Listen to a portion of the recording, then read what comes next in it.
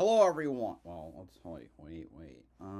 Just waiting until I can see myself on the screen. Hello, everyone. I am BowserJrXD. Welcome to the MillerTech Battery 200 at Pocono Raceway, race 14 of 25, the NASCAR Craftsman Truck Series in 2025. Well, this is barely in view.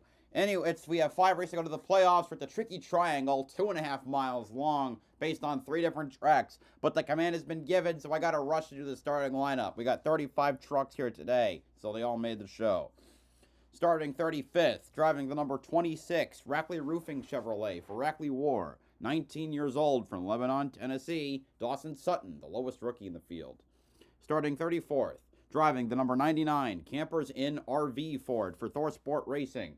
28 years old from Louisville, Kentucky, Ben Rhodes. Starting 33rd, driving the number 22, Viper Levrack Ford for Rayum Brothers Racing. 28 years old from Marble Falls, Texas, Clayton Green. Starting 32nd, driving the number 28, FDNY Chevrolet for FDNY Racing. 65 years old from Alexandria, Louisiana, Brian Doza. Starting 31st, driving the number 6, Middle Department Inspection Agency, Inc. Chevrolet for Norm Benning Racing. 73 years old from Level Green, Pennsylvania, Norm Benning. Starting 30th, driving the number 74, Mike Harmon Racing Toyota for Mike Harmon Racing. 23 years old from Mooresville, North Carolina, Dawson Cram. Starting 29th, driving the number 5, Sunoco 94 Octane Toyota for Tricon Garage. 25 years old from Hillsborough, California, Tony Breidinger, the second rookie in the field.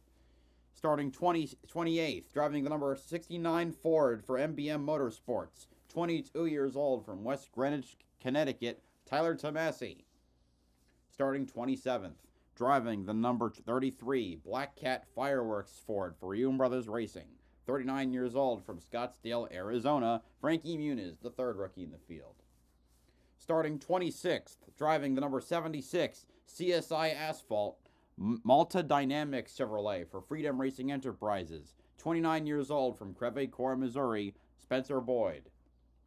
Starting 25th, driving the number 2, Flux Ford for Rayum Brothers Racing.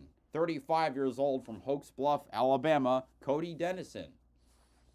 Starting 24th, driving the number 91, Adaptive One Calipers Chevrolet for McAnally Hilgeman Racing. 24 years old from Loomis, California, Jack Wood. Starting 23rd, driving the number 02, RCA, Sonesta International Hotels Chevrolet for Young's Motorsports. 25 years old from Litchfield Park, Arizona, Nathan Bird. Starting 22nd, driving the number 44, Bill's Appliance Center Chevrolet for Nice Motorsports. 19 years old from Fredericksburg, Virginia, Connor Jones. Starting 21st, driving the number 42, JF Electric Utilitra Chevrolet for Nice Motorsports. 28 years old from Lynchburg, Virginia, Matt Mills. Starting 20th, driving the number 88, Menard's Ideal Door Ford for ThorSport Racing. 49 years old from Tulare, California, Matt Crafton. Starting 19th, driving the number 19, Napa Auto Care Chevrolet for McAnally Hilgeman Racing. 34 years old from Kannapolis, North Carolina, Daniel Hemrick. Starting 18th, driving the number 18, Liuna Chevrolet for McAnally Hilgeman Racing. 24 years old from San Bernardino, California, Tyler Ankrum. Starting 17th, driving the number 66, Farm Paint Ford for ThorSport Racing. 18 years old from Mooresville, North Carolina, Luke Baldwin. Starting 16th, driving the number 98, SodaSense Curb Records Ford for ThorSport Racing. 30 years old from Seymour, Wisconsin, Ty Majeski. Starting 15th, driving the number 38, Long John Silver's Ford for Front Row Motorsports. 22 years old from Talking Rock, Georgia, Chandler Smith. Starting 14th, driving the number 9, Champion Power Equipment Chevrolet for CR7 Motorsports. 40 years old from Fairhope, Alabama, Grant Enfinger.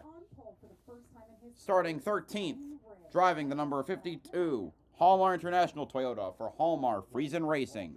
41 years old from Niagara-on-the-Lake, Canada, Stuart Friesen.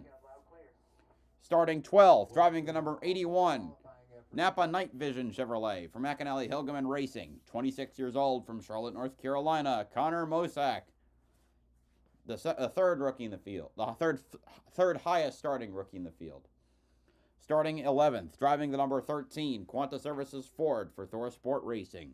20 years old from Monroe, Georgia, Jake Garcia. Now for the top 10. Starting 10th, driving the number 07, Goat Power Bikes Chevrolet for Spire Motorsports. 32 years old from Orchard Park, New York, Patrick Emmerling. Starting 9th, driving the number 1, Spectracide Toyota for Tricon Garage. 28 years old from Atlanta, Georgia, Brandon Jones. Starting 8th, driving the number 71, HendrickCars.com Chevrolet for Spire Motorsports. 23 years old from Washington, D.C., Raja Karuth. Starting 7th, driving the number 77, Telcel Chevrolet for Spire Motorsports. 20 years old from Mexico City, Mexico, Andres Perez, the second highest starting rookie. Also, never mind looking back. Starting 6th, driving the number 17, First Auto Group Toyota for Tricon Garage. 18 years old from Seacock, Massachusetts, Gio Ruggiero, the highest starting rookie. Starting 5th, driving the number 15, Place of Hope Toyota for Tricon Garage.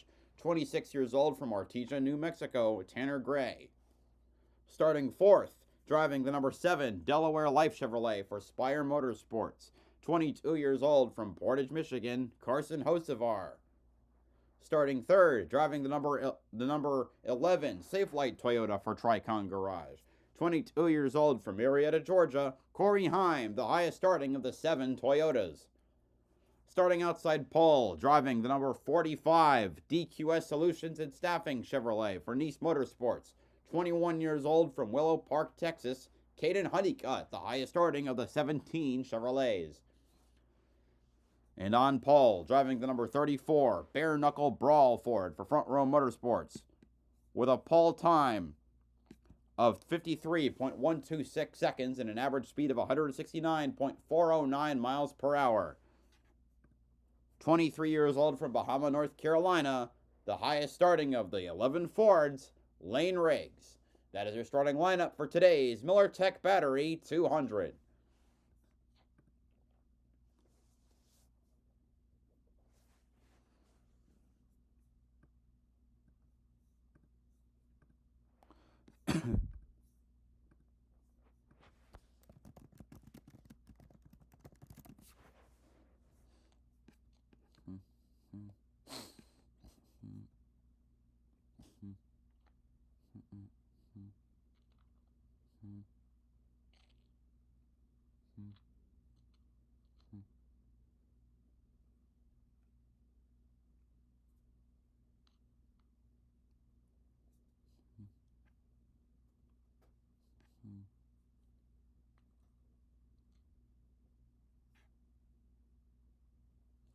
Alright, so where's the Jamie?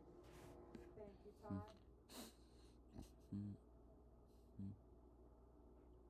Let's take a look at the straightaways.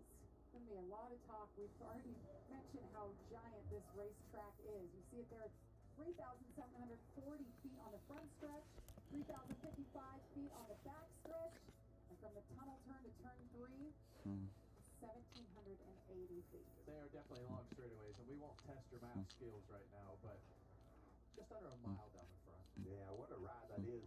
Swinging off turn 3 down that long front straightaway. You can see only 6 degrees of banking down in turn 3, and that sets up the longest straightaway. So arguably the most important corner is turn 3. Turn 1, extremely fast getting into that corner. It's not going to take you folks at home long to see how crazy it's going to be. When they throw the green, they're going to go all over the place trying to gain track positions. Our truck races don't last long, and so you got to get it done in a hurry. And that's our track description brought to you by Craftsman. Kevin, how about our race analysis for today? Yeah, and you talk about those long straightaways, and today the one thing that is a little bit different than any of the other races that we usually do here at Pocono, 80 laps in length.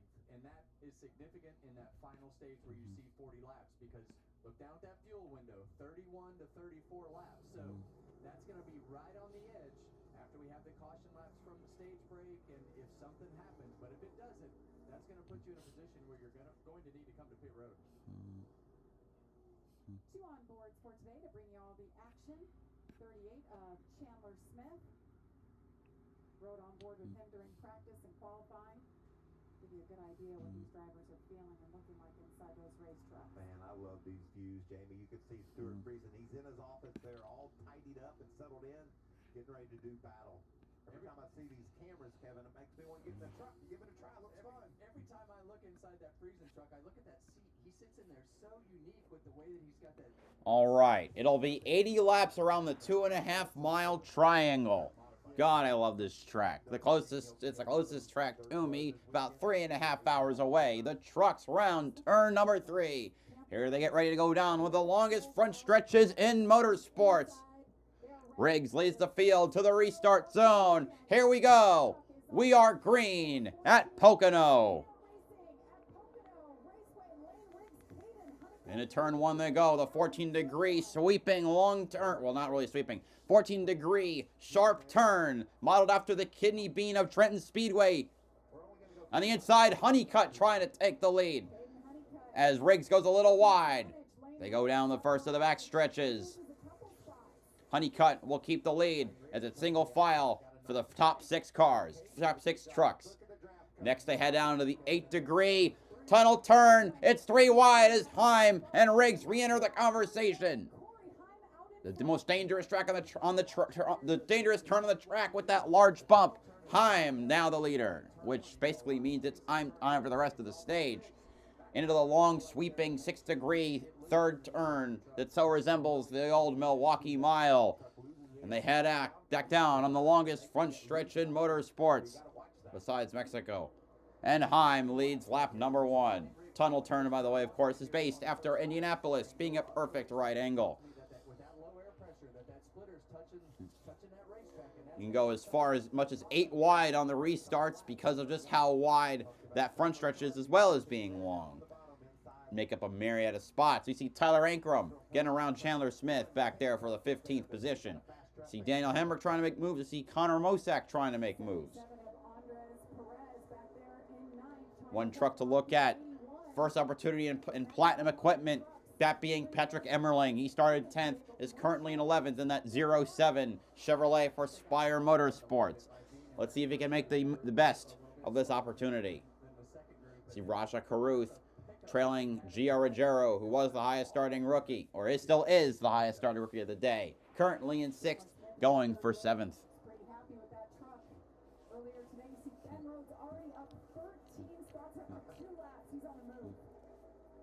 That's because this place is so wide, as Kevin described in the pre-race show, how wide and how racy this place is. You can make moves in a hurry. They're trying to make up ground on the 88 of Matt Craftsman and his teammate. Lane Riggs trying to go back for the 2nd position as Honeycutt was holding it.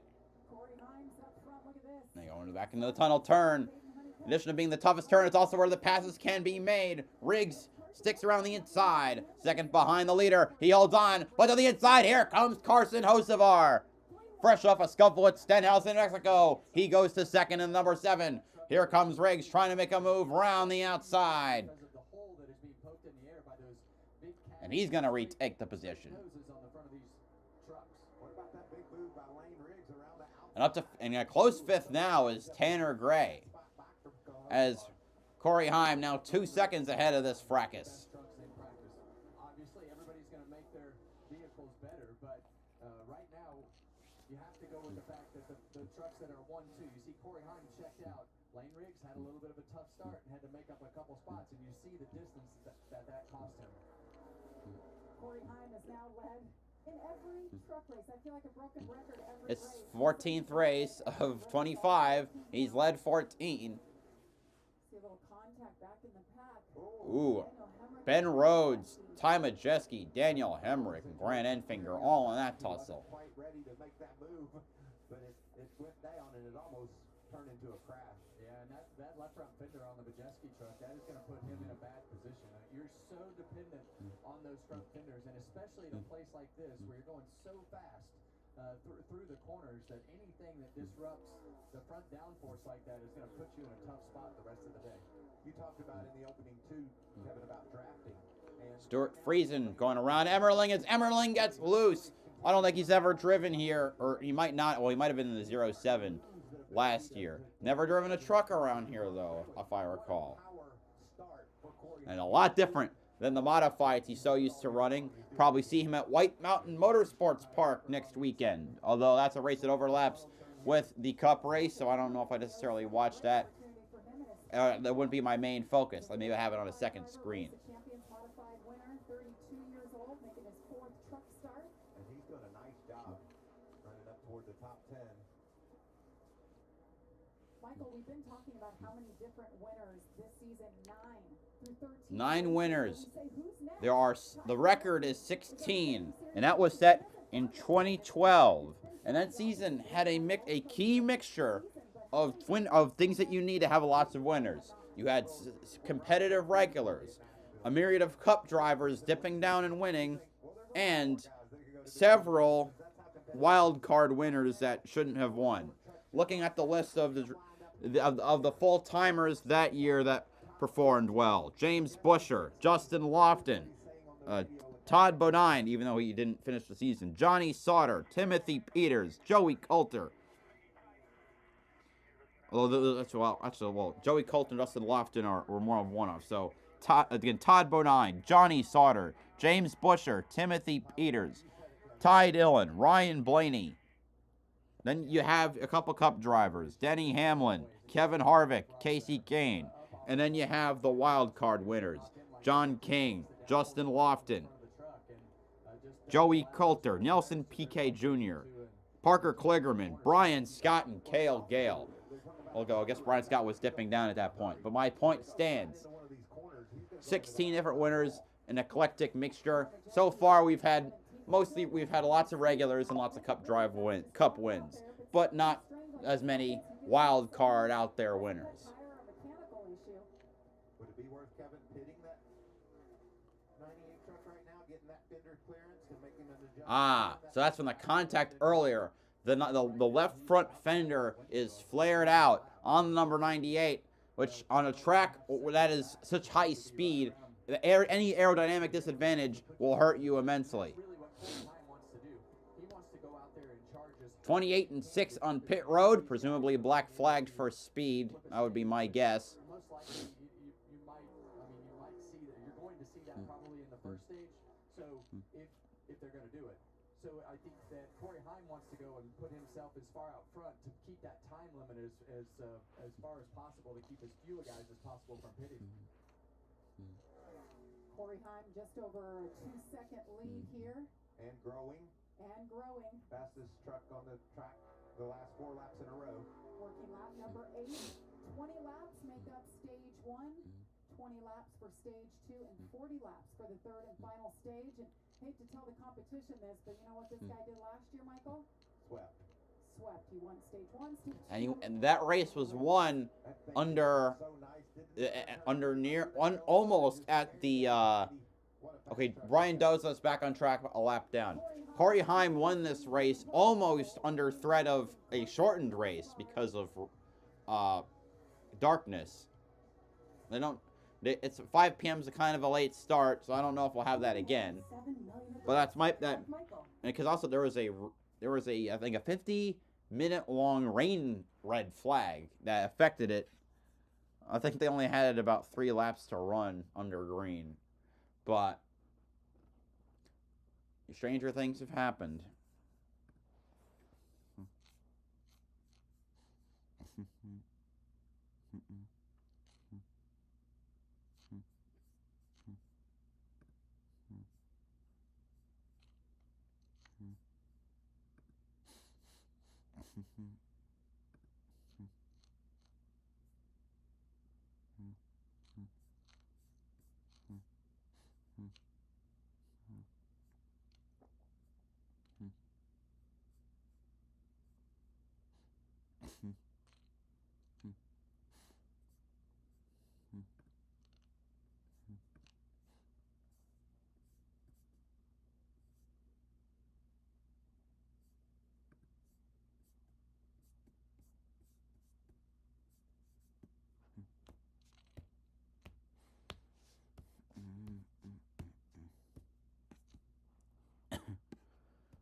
Now, we wait.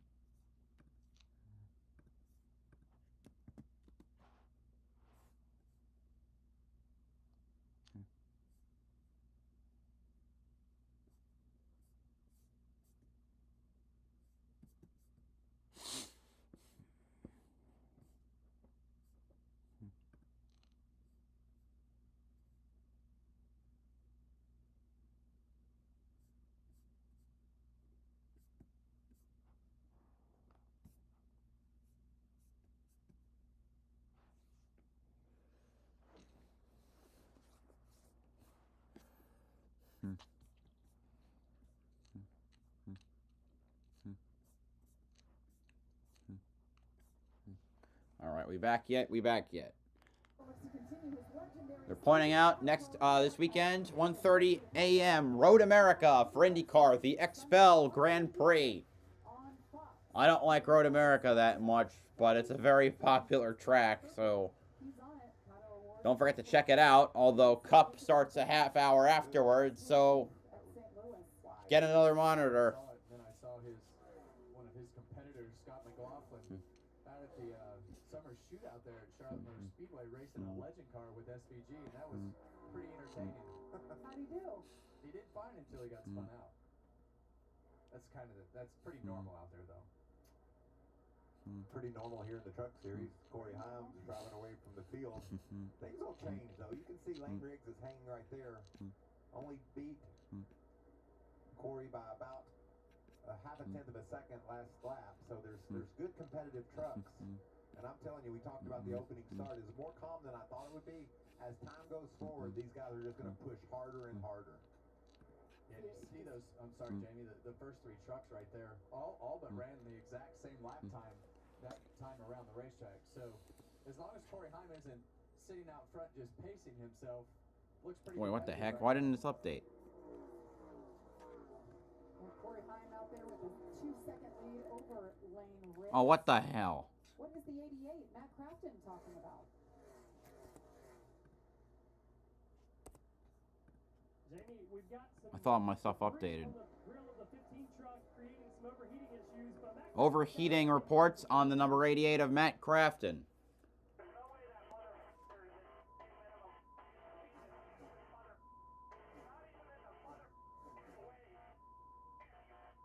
Who are you talking about? Because the 6 wasn't. Well, Unhonorable. Oh, Manning's back on track. Yeah. I always Well, Brian Doza's off. Norm Benning is back on track, 6 laps down. Dawson Cram is off. The driver inside of that vehicle. No doubt that Matt didn't like some slower truck in his way, but we'll just focus on moving forward. He is not pleased. Let's just leave it at that. Matt Crafton back in 22nd. Talk about the diversity in this series. And Matt Crafton, how many starts he has? This is his 581st start. We have 13 drivers, 12 drivers that have never raced here at Pocono. Well, I think when you talk about the young drivers and you talk about the preparation and time, Matt's obviously got the on-track time that goes with that experience. But you look at Matt Crafton is outside the top 20. He's old and screwed. That are here for the first time, 22nd. are able to go to the simulator and make the laps. And I know it's not like reality, but they have no fear. And they go out on the racetrack and they don't know any difference. And they just go and do the exact same things that they do in the simulator, and they start to work on it, and it doesn't bother them to make their first laps on a racetrack or make their first restart on a racetrack. So a lot of tools outside of the experience on the track in today's world. So different from the days with you guys where you were actually in the seat on a track testing all the time, and we just don't do that in the sport any longer. Why not? We should. Time has been our only leader today. He's led all 15 of them, and look at this, most laps led in the Craftsman Truck Series Ron Hornaday on top of Heim the just count. passed Todd Bodine for 10th most laps led. That's insanity.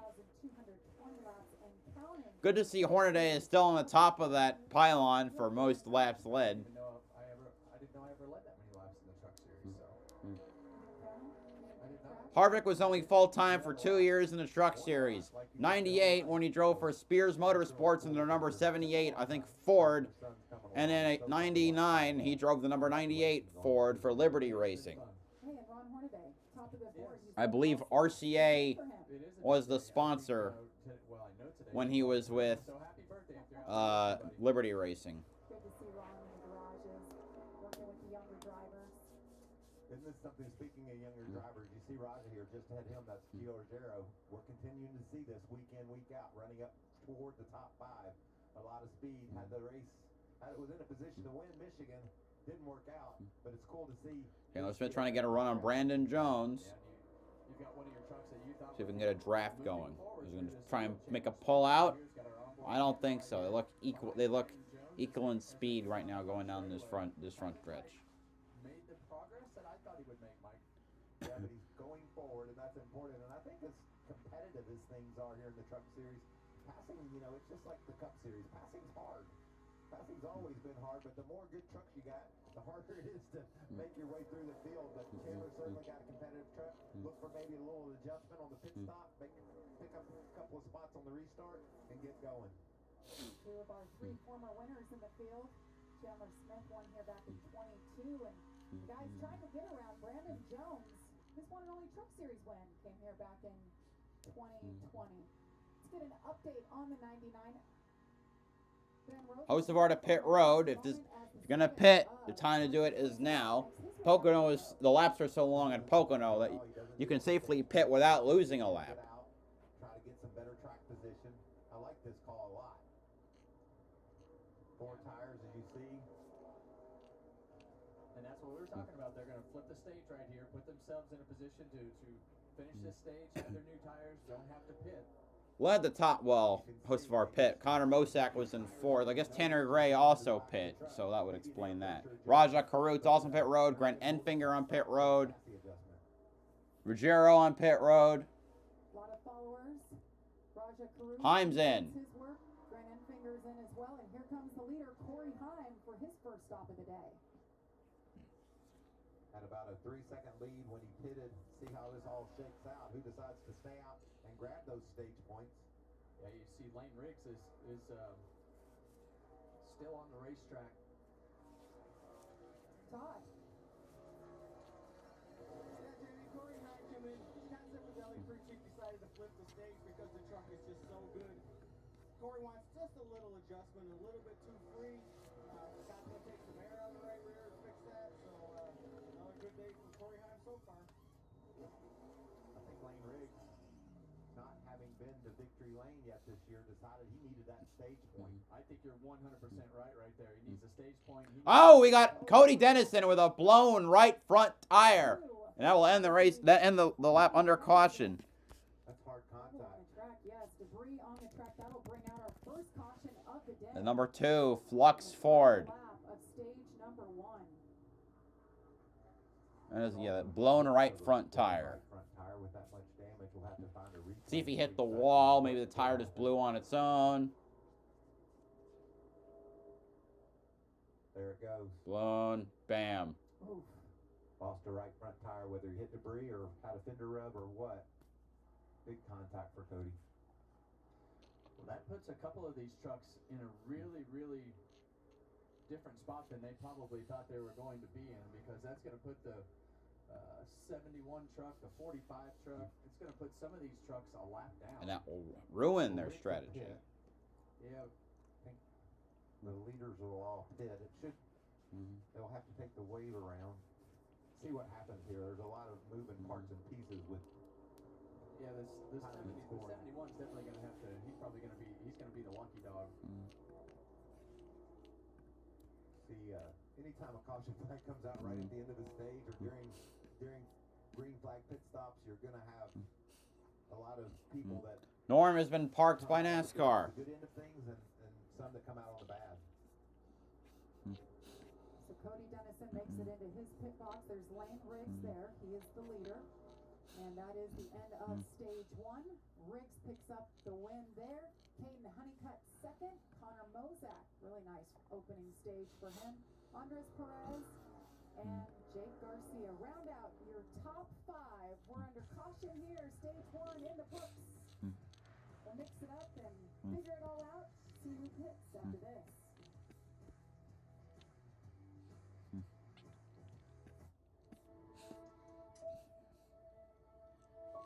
With wet AMD, I worry I'm losing sight of the world around me. But now, I can open up my world.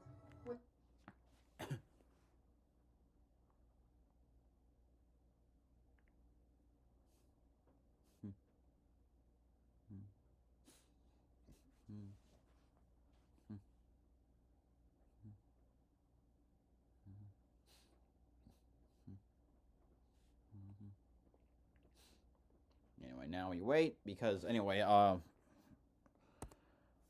should look at the people who actually get the stage points. So, I clicked the wrong tab. There we go. All right, so Lane Riggs will win the stage. Caden Honeycutt second. Connor Mosak third.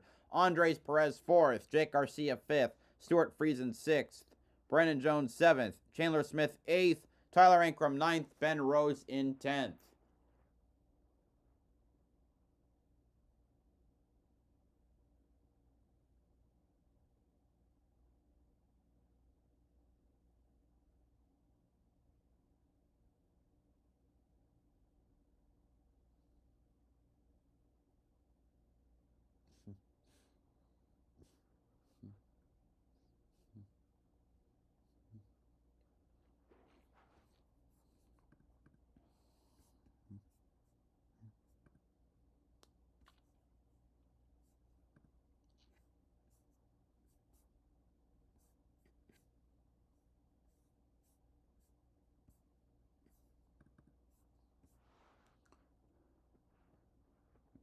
Eat. Man, Prime is spoiled. I mean, Prime is spoiled. CW is spoiled. Actually, no, it shouldn't be spoiled. We shouldn't have to sit through as many commercials.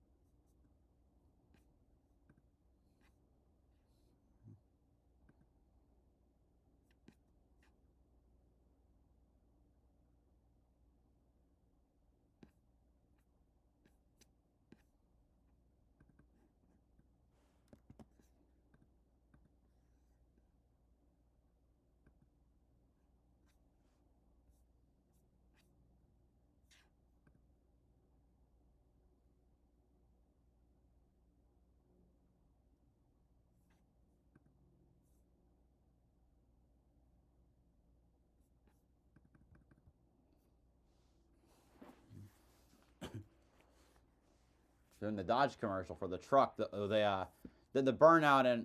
You're right. Was it Michigan? That's right. I wonder what teams will be with Dodge in 2026. The rumors I've heard: GMS, Nice. Those are the two. GMS coming back, of course, for the first time since 2023. I think it was 23. Yeah, it was 23. I've also heard that the CEO wants to head to Cup in 27. Although I think he's been told by his advisors to wait until 28. Yeah, we had CEO on our show this week from Ram, and he was able to. I mean, he answered all our hard questions. We even hit him up about having Tony Stewart come back as a team owner since he's got that Dodge top fuel car. But let's take a listen to what he had to say on the show. What does it look like now when you go start looking for the teams? Are you looking for experienced drivers, young drivers? What is the perfect storm for you guys to come into the grid at Daytona and say, these are our guys, these are our teams? Hey, we're back. We're committed to coming back. We are going to be in Daytona, and we're going to have at least 4 trucks in Daytona. How we're going to actually do that, who the team's going to be, everybody thinks that, you know, I'm trying to play the side of it to see who raises their hand and says they want to work with us because they haven't announced that. That's absolutely not the case. Tim Kaniskis sounded pretty fired up in his announcement and in talking to you as well. So we welcome Ram back into the sport. Well, when it was Dodge and now it's Ram, they were always very aggressive in the way that they marketed their program. And I listened to Tim talk about that. And he was actually on the marketing side when Dodge was in NASCAR before. So it would be very interesting to see that aggressive approach from Dodge. And to have another manufacturer back in the NASCAR Craftsman Truck Series is a pretty awesome thing. Well, pit road is open. We're going to have some takers. We've got some folks that had some issues, Jamie, on pit road. Grant Enfinger had to make an extra stop due to a valve stem getting knocked out. He's now a lap down. Gio Ruggiero running up there in the 6th position when all this started. They had a really long pit stop, which has hung him a lap down. We'll see how that all plays out. So I'll guess they'll probably wave around, unless, yeah, they'll probably wave around. And they are coming your way, Trevor. Someone will get the free pass from having pit before. All right, so we're seeing everyone who didn't pit. Lane Riggs was first, Honeycutt second, Mosak third. 34 Lane Riggs might be the first one. I think Mosak got gas only. He's very tight in 1 and 2, and that's where the crosswind is going across the racetrack. But he's perfect in tunnel and turn 3, so that could be his problem. The 45 Cape Honeycutt says the ride on his truck is really rough, and he's loose in, and it's hitting the splitter, which is moving up the racetrack. Jamie? Thank you, Todd. Yeah, you see a lot of work on pit road from air pressure to chassis adjustments throughout. You see Connor Mosak, his team, Trevor called it, fuel only up 2 spots there. Mosak, Riggs, Perez, Honeycutt, Ankrum, Emmerling, Garcia, Smith, Rhodes, Wood. I just think that with the fall off and everything that was happening in the first stage with these tires, I think he's going to get ate up pretty quick here on the restart. Well, the racing community lost a special man this week, Charlie Henderson, beloved owner of Henderson Motorsports. He formed the team back in 1982 as a part-time team in the Cup Series. He went on to win in the Xfinity Series and then twice right here in the trucks with driver Parker Kligerman. He was a veteran of the U.S. Army. Charlie Henderson was 88 years old.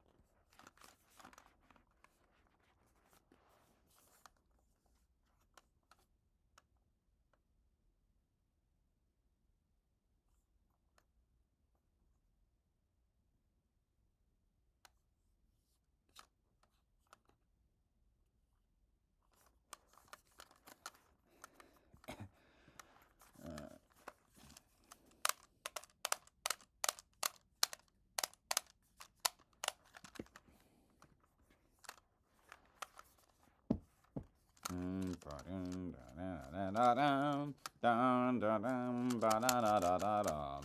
Bum da da da da da da da da da da da dum, da da da da da da da da da dum.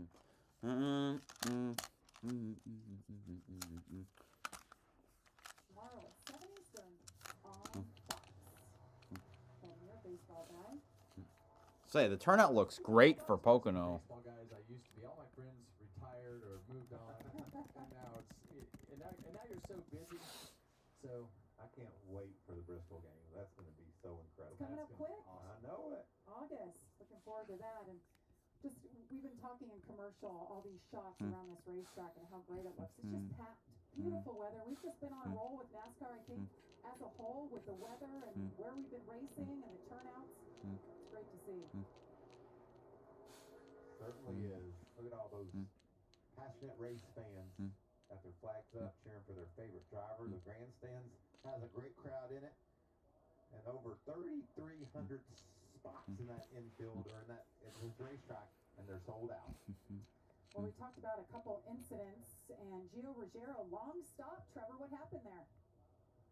Yeah, there was a lot to be missed in that cycle there with some people staying out like Stuart Friesen, but Gio Ruggiero hit pit road. He was in that 10-second window that would have kept him on the lead lap, but the stop, the left front tire got hung up, was an additional 5 seconds. That put him a lap down. They had to take the free pass there, and instead of restarting 4th here, they're now back in the field in 29th. These are the kind of things that Gio and his team want to clean up to get that first win.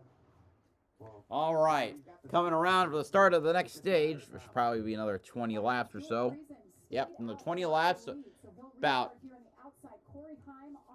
All right, here we go. Friesen and Heim, the top two. We're green again at Pocono. Let's see how long it takes for Corey Heim to retake the lead. Got Mosak swinging to the inside, trying to make it 3 wide into turn 1. But Friesen will take the lead. yeah, we know that 81 truck down there is on. Heim trying to sneak to the inside. Breidinger looks like she got loose in the goose.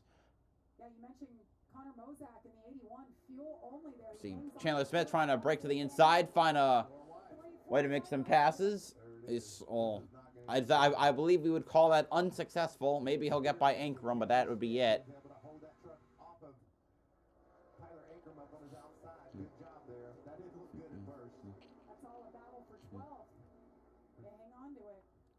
Heim around the outside as they go down the front stretch. Trying to see if he can get a good run to take the lead, and he will. Hocevar's got a run coming too. He cuts to the inside of Friesen. He needs to stay close enough to get that draft off the back of that 11 truck. We saw those times match at the end of that last run, so we think Hocevar has the hold-on speed to stay with Heim. But this run will be shorter than the last one because of the caution that started the stage.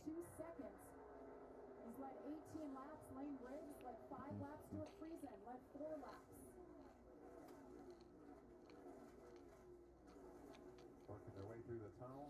See Ben Rhodes started out back. Patrick Emmerlin in the 07, he was in the top 10 at the start. And what about Rhodes? He's gotten around Chandler Smith. He's making some great moves. This is a battle before the Chandler Smith trying to poke to the inside, or Ben Rhodes gets the pass made. Oh, but Rhodes coming back at him.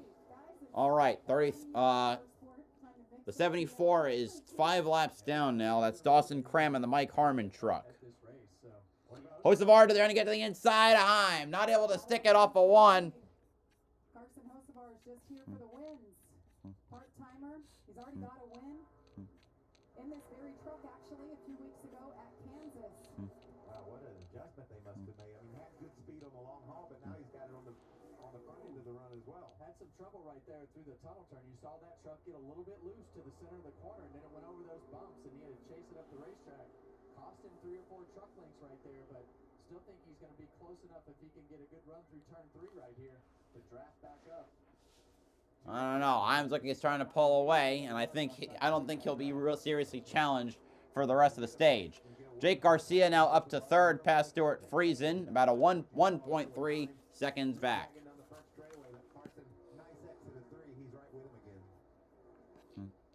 Remember, this is kind of a duplicate of what we saw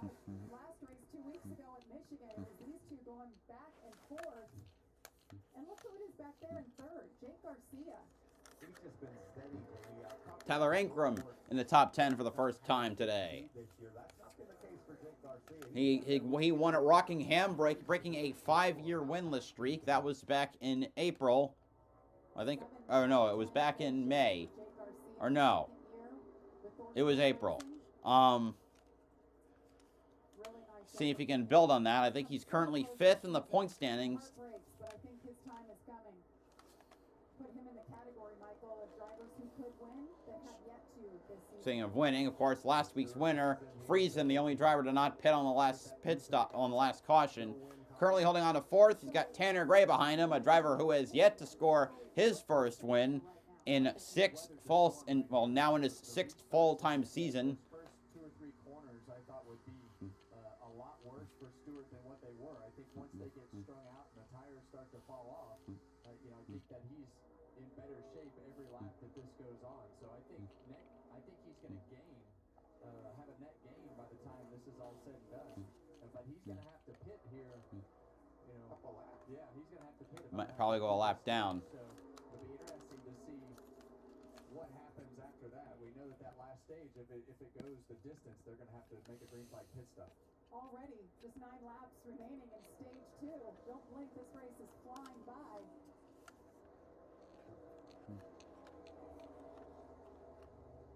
Corey Heim continues to lead. 49 laps to go from Pocono Raceway. It's a slim margin over Carson Hocevar. Plenty more racing. We're going to step aside, but you won't miss the thing as we go Fox side by side.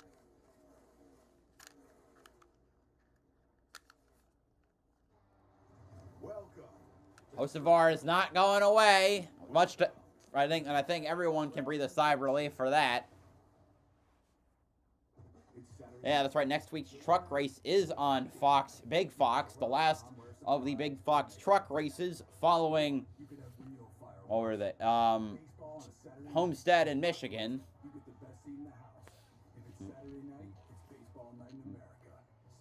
See where Heim's able to really escape his turn is on the front stretch.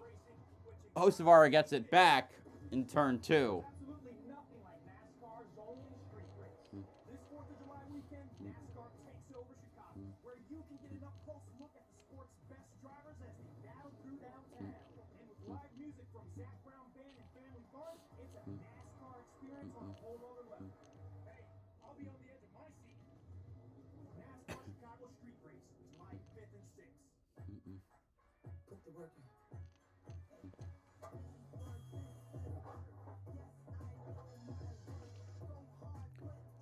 So Lane Ray has also gotten past Stuart Friesen, so 4th and 5th place.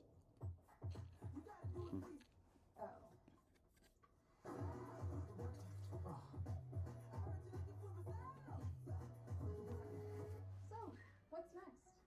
Craftsman. What you build, builds you. So, you like NASCAR but don't know who to root for. Here's some Toyota legends Now, behind. Again, so much like Michigan, the front stretch is great for drafting, although not to the degree, probably because Michigan has much more throttle time, and the fact where a mistake will screw you. At least I think. Lit Riggs passes Tanner Gray for 4th, and it looks like Tanner Gray has some debris on his grill, so maybe he let that pass happen on purpose to get it off, see if he can behind Lane Riggs. Pocono Raceway as Corey Heim continues to lead over Carson Hocevar. He didn't miss a thing. That man right there, Tanner Gray, had 2 big pieces, actually one larger piece that already flew off. He had debris on the grill, still a little piece remaining, but he's having a great run today.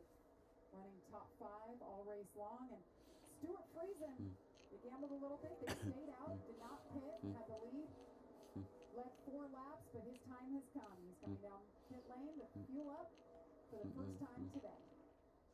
Set of tires, probably an adjustment, but I'm with you, Kevin. That was a good move for this team. Gained some track position, was able to hang there with those other trucks on the fresher tires. That means this 52 is handling well, and he's doing a nice job.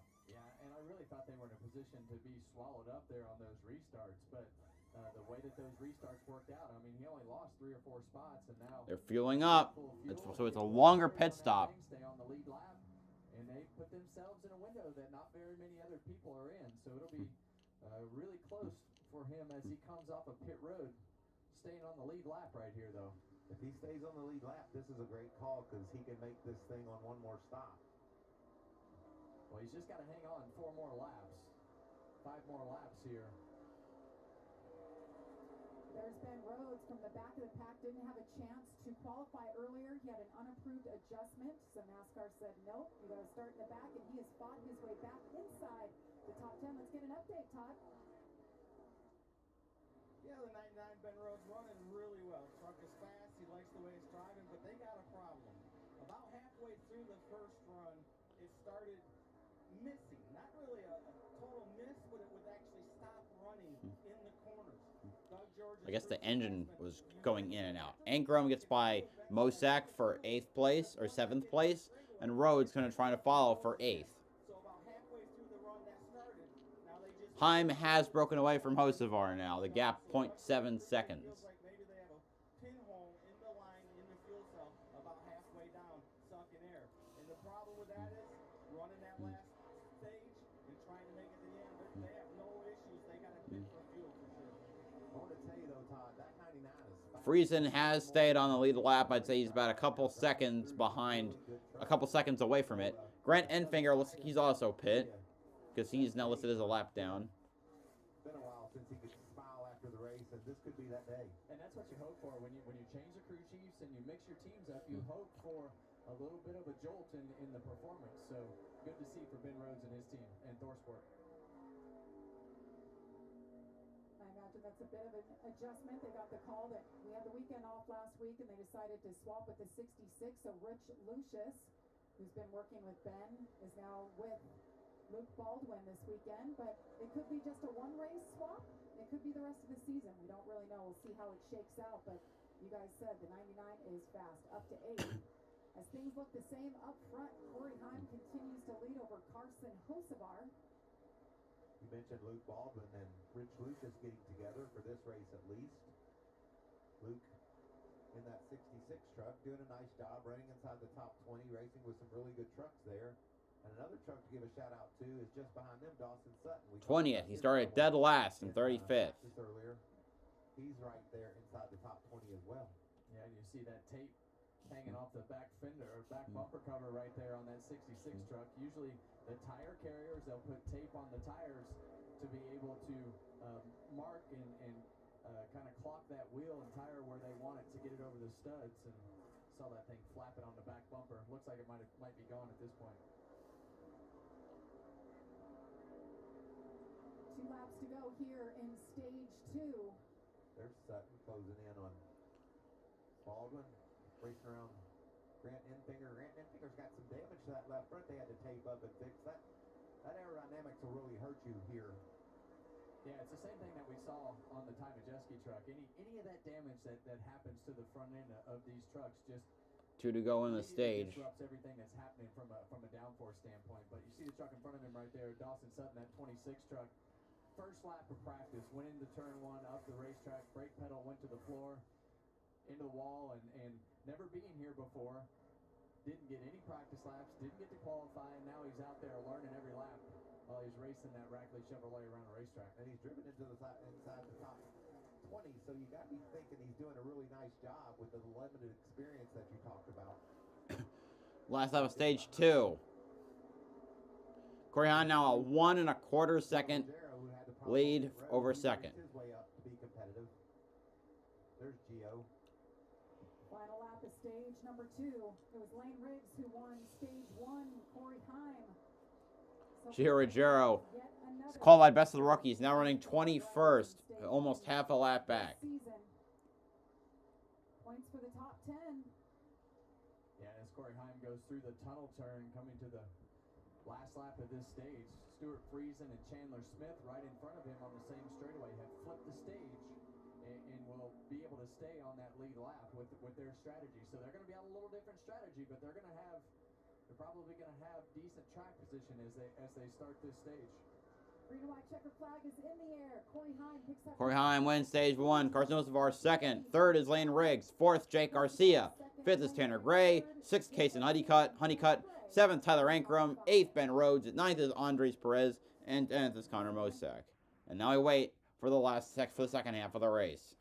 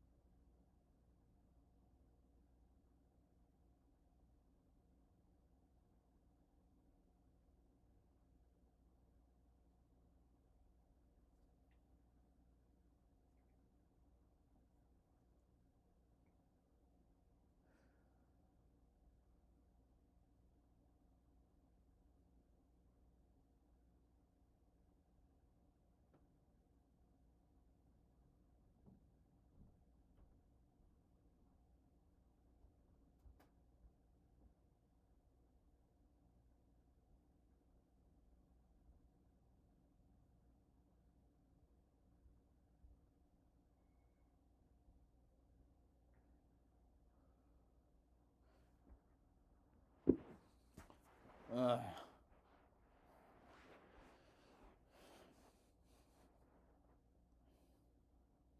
The caution laps of Pocono can be long. 53 seconds for a lap. You know, it's what we've come to expect. It's what you had to expect. It's just a long track.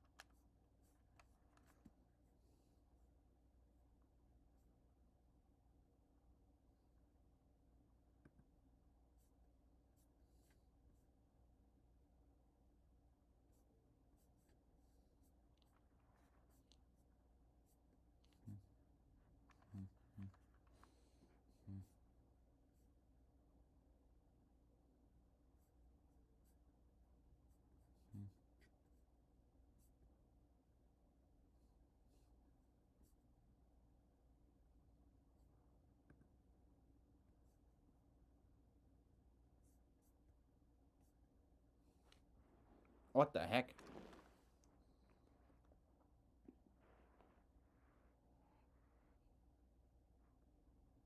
She said that's the last pre-show I am doing with you. She probably didn't think it was as funny as we did, but we What the? thought it Like, was why did it fun. disconnect? Welcome to Pocono, Delina. That's what they're known for, And right? they were having a little champagne. Anyway, I got it back going again.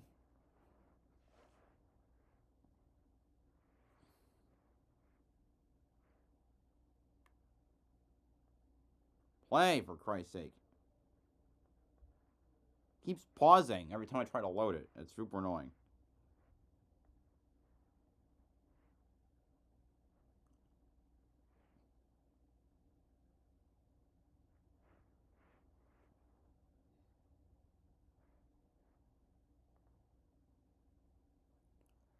Okay. Corey Heim has put together. And There we go. I've said it multiple times. This guy's going to be racing on Sunday and be successful in what he does. But right now, he's just kicking her butt in the Truck Series. He's doing what he can, and the question is, when will he be full-time in Cup? Pit road is open. Trevor, your first up. Yeah, Tanner Gray coming up pit road here. Feels really good on the short runs, but building loose as he goes. And keep in mind, he's had trash on the grill twice. So they're trying to get this 15 truck pulled down, Todd. The 11 of Corey Hines started that run off too free, and it trended to the tight side. He told his crew chief, Captain Fazeli, if we tighten it up, we're going to be too tight at the end of the race. And Scott replied, make sure you get it full to his gas tank. Corey Heim has won 12 stages. Everyone else has 13 combined. No, the full-time drivers have 13 combined. Mental. Well, it'll be interesting to see if that 7 truck gets him fixed up and if he can run with Corey Heim. Corey Heim's team once again gets it done. Heim, Riggs, Majeski, Hocevar, Honeycutt, Tanner Gray, Garcia, Friesen, Emmerling, Mosak. Wow, wow, wow, wow, wow, wow, wow, wow, wow, wow, wow, wow, wow. Na, na, na, na, na, na, na.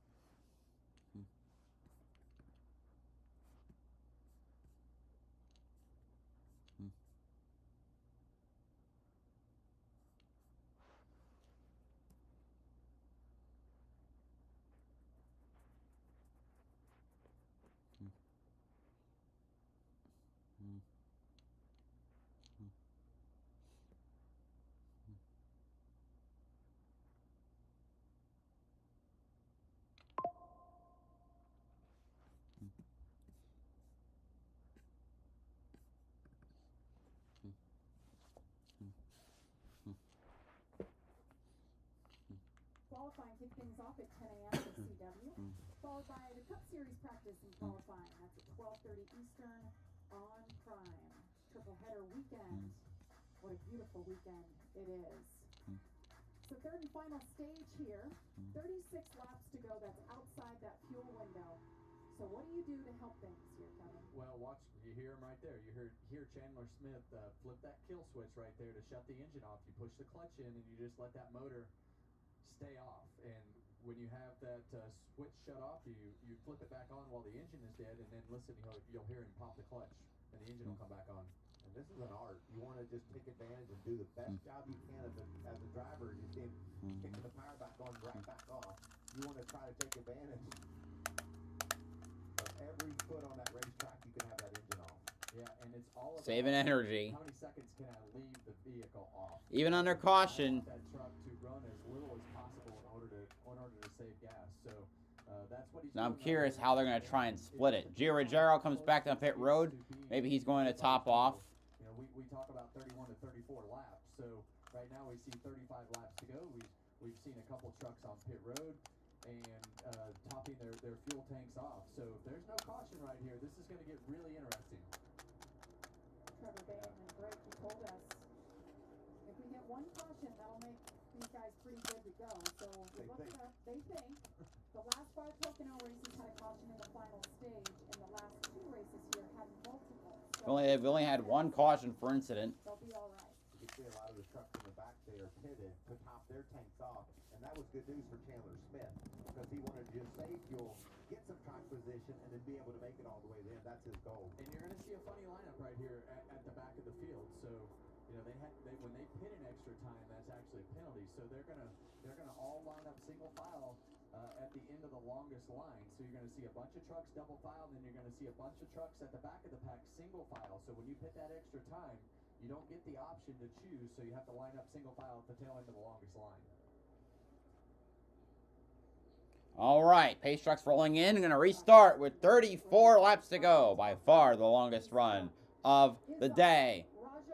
A long line on the inside, a short one on the outside. We go green again at Pocono. On the outside of the 71 truck, Corey Heim on the inside as they duck out behind them, trying to fan out into turn 1. Well, they're going 3, 4, I think I see much as 5 wide. They enter turn 1. Caruth had the outside, but it's Heim who gets back out front. Majeski tries to cut to the inside to get to second place on Caruth. Caruth will probably have to do a much longer pit stop than everyone else.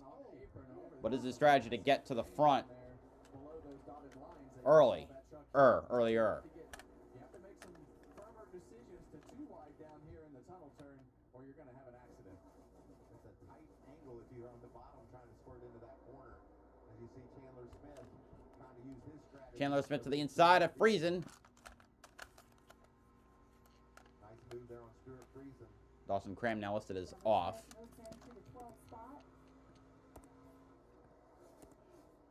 Yeah, and his whole pit strategy didn't really work out as good as they thought it was going to work out with the track position gain. So he and Stuart Friesen kind of didn't really gain anything. Lane Riggs back to second spot. And then Chandler came back in and actually changed 2 left side. How many times has he come short to Corey Heim this season? Or hell, how many times this season has he been short for victory? Think about Homestead, he got passed by Larson. Think about it. Kansas against Hocevar. Second at North Wilkesboro. Oh, we got a wreck.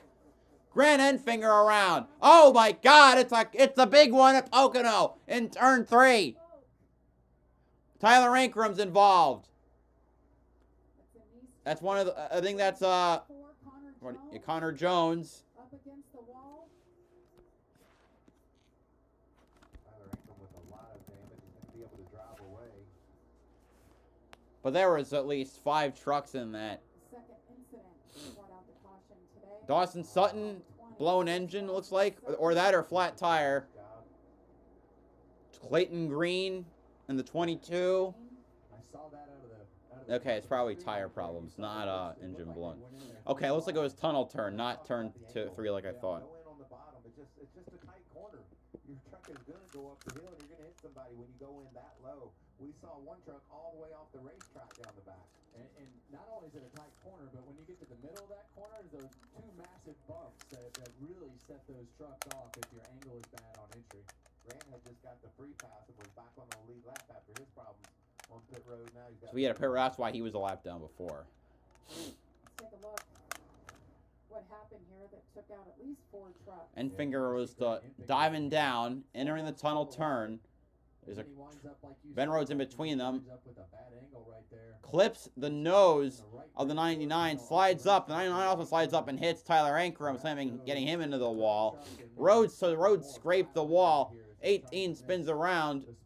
Oh, and back then, it looks like Clayton Green ran into Dawson Sutton. Ben Rhodes had some contact, but like you said, Michael, heads up. Look at this angle. That's what it's all about right there. He squeezes Ben Rhodes up a bit. I think that starts his mess. Grant into Ben and Ben into Tyler. Yep. In that 18 truck. Yeah, and you see the 44. What happened to Connor Jones? Where did he? No, he was behind and in front of. I can't remember what truck. Dawson Sutton. Well, there's our one caution in the last stage. And the thing about He already had his hat on. Connor Jones does. Because of the towing this 44 truck back to the pits. They're just taping up the 9 and sending it back out. 3 out there, so we'll step aside as they continue to clean up here. 31 laps to go from Pocono. Corey Heim is your leader. Join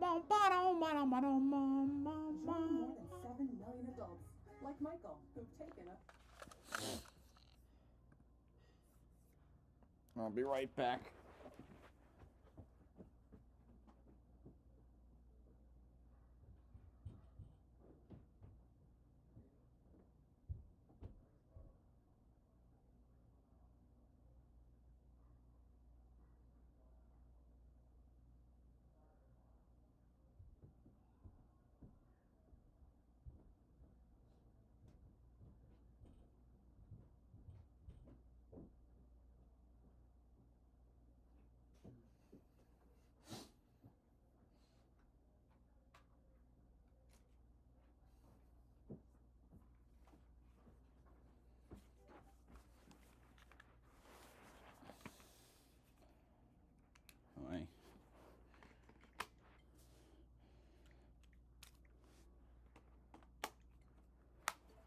Now I'll just wait.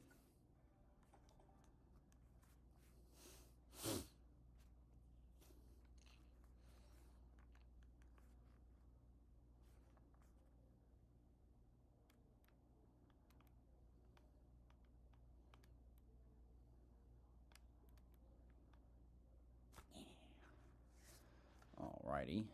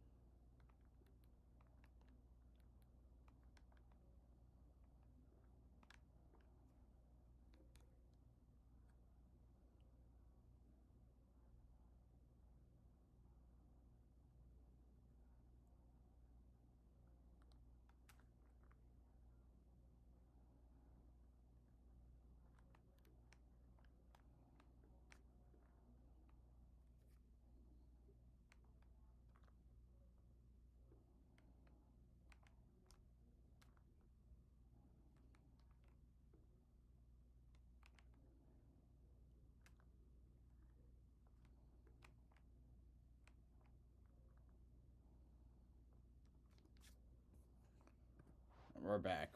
And I see they're doing further repairs. See if Grant can get that tidied up. The first time they missed it by a mile, and Yes.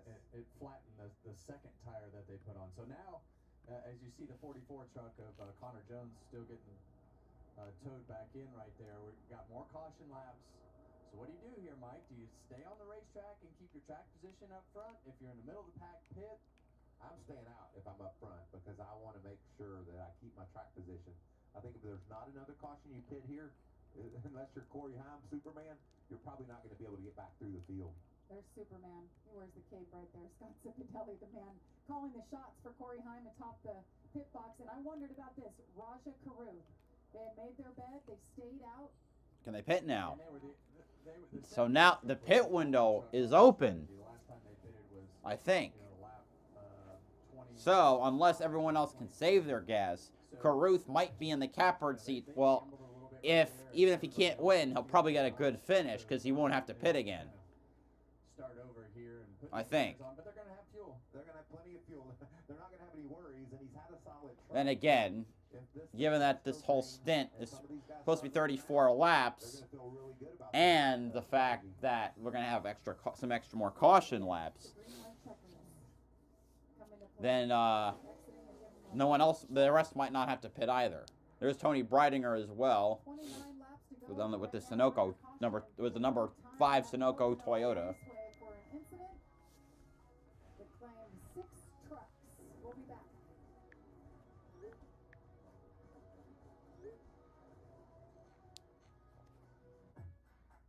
Put the work in.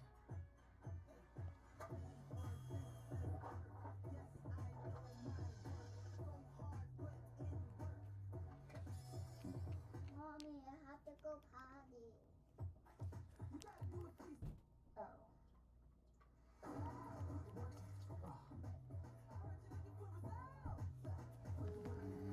So, what's next? Craftsman. What you build, builds you. Put the work in. Bounty Mega Roll lasts longer, so you can tackle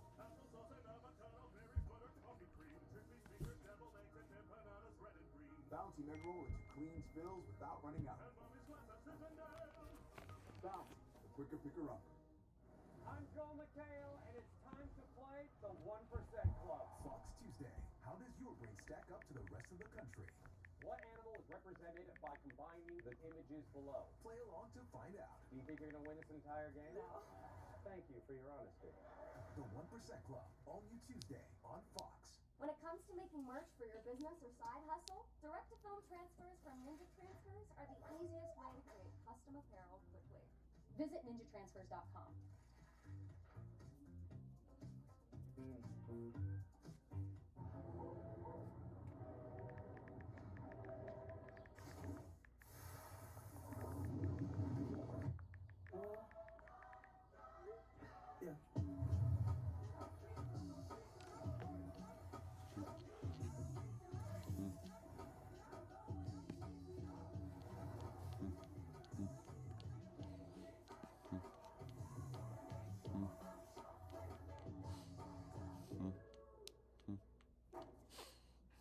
Talk about a pro's pro. Magnificent. You know, catchphrase? You gotta bank through China to get a catchphrase. Well, but- Now, my man is building his credit score with everyday purchases.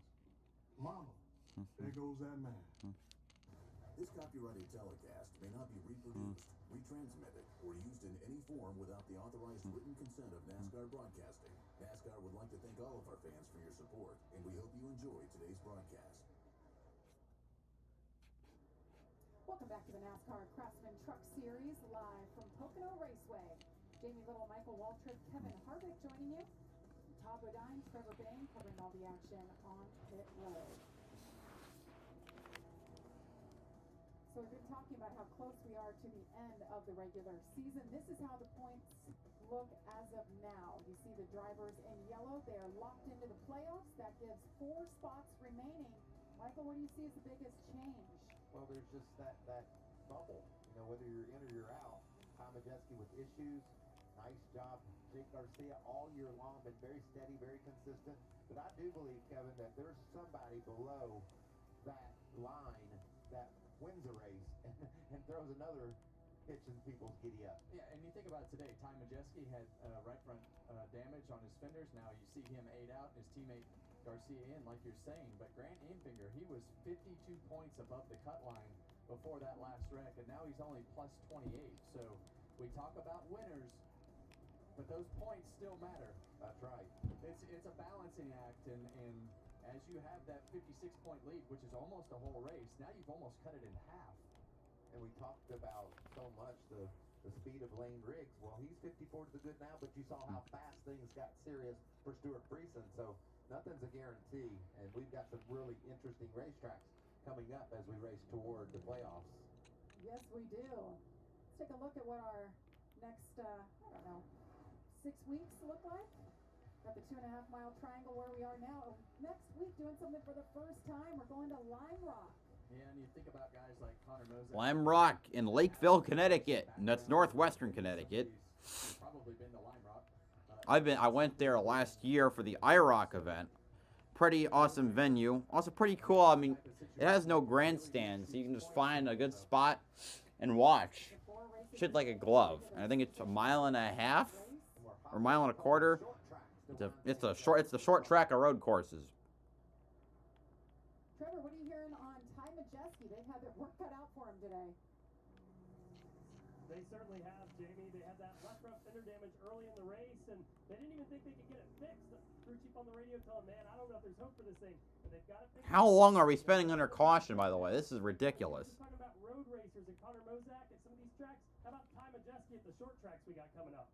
Absolutely. I mean, you look at IRP, Richmond, which he won last year, both of them. His name and his team and the success that they have had on those short tracks. So this thing is wide open for that bubble spot and who gets in on points. And Right, Majeski entered this race +4 to the good. But there are definitely some interesting racetracks as to who could win. But those short tracks, Ty Majeski, I don't care how he's run everywhere else. When you go to Richmond and IRP, he's most likely going to be in the mix. He got his first win of the year in 2024 at IRP. I know they've got that one circled, but I'm just impressed by what they did. I mean, Trevor just said they didn't even know if they could get the truck fixed, and now here he is running 6th. We're going to choose it up here. Todd, what's happening down there in the 34 pit? Well, Michael, Lane Riggs started on the pole and started the race off pretty good, but at the end of that first run was a little loose, so just talked to Dylan Capello, his crew chief. He said he tightened it up, went a little too far. It was a little too tight the second run, so this last stop, he said he went All right, they're going to finally go green next time by. magic number on the air pressure, and that they can run that 11 truck. Well, Todd, when we talked to Lane before the race on the parade lap, he was so confident about his truck in the long run and how it handled in practice. So that adjustment, maybe stepping a little bit too far, going back, he could be seriously competing for this win with Corey Heim. Yeah, and as you look at, it's 6:35 here, and you start to see those shadows on the side of the Oh, come on. We're not... We have 1 hour and 50 minutes and 40 minutes. Yeah, 1 hour and 50 minutes to darkness. We're not going to go there. Oh, he's talking about track tip. Never mind. In the mountains, but that shadow starting to creep in over turn 3 sometimes starts to change how those trucks handle, but we're not quite to that point yet of the shadows in turn 3.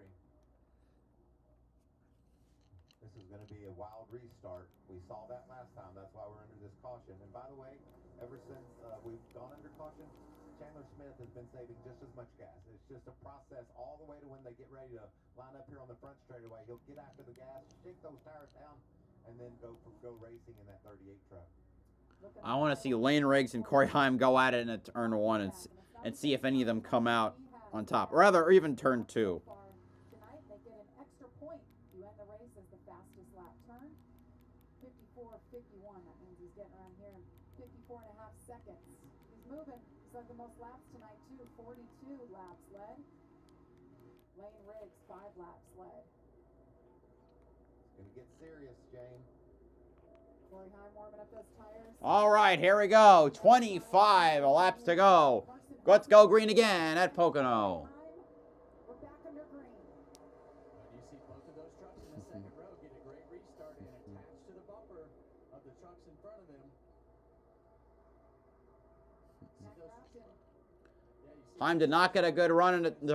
Riggs not get a great run in it. Oh, we got cars loose. Garcia and Majeski, the two drivers, within 4 points of each other. Oh, Majeski turns his teammate.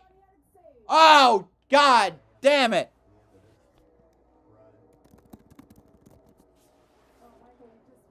Oh, what the hell? And I've also given you the information that it was going to be a wild restart, and that's exactly how it went down.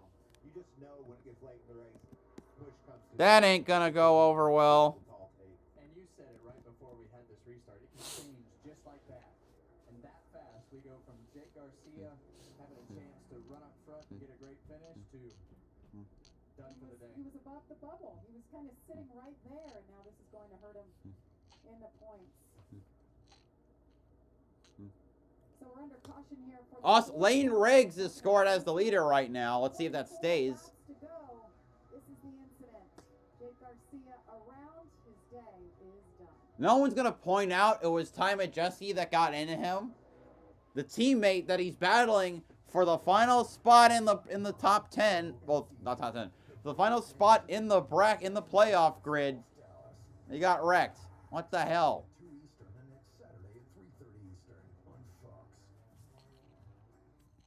The Women's Euros begins July 2nd on Fox and FS1. At the Glen, the thrill isn't just on the track. It's in the campground, the grandstands, and the heart of every fan. This August, a full throttle festival comes to upstate New York. Camp under the stars, then witness the brightest stars of NASCAR battle for a crucial playoff spot. This is racing. This is the best weekend of your summer. This is the Glen. NASCAR weekend at Watkins Glen. Get your tickets now at theglen.com. This is the new Dell AI PC with Intel inside. A PC so ahead of its time, it actually helps you save time. Like literal hours. Because it does all of your busy work for you. So you can get busy doing things you actually want to do. And who wouldn't want more time for that? There are many ways to dress your McDonald's hot, crispy fries. But which is best? Is it with ketchup? Sweet and sour? Dare I say, au natural?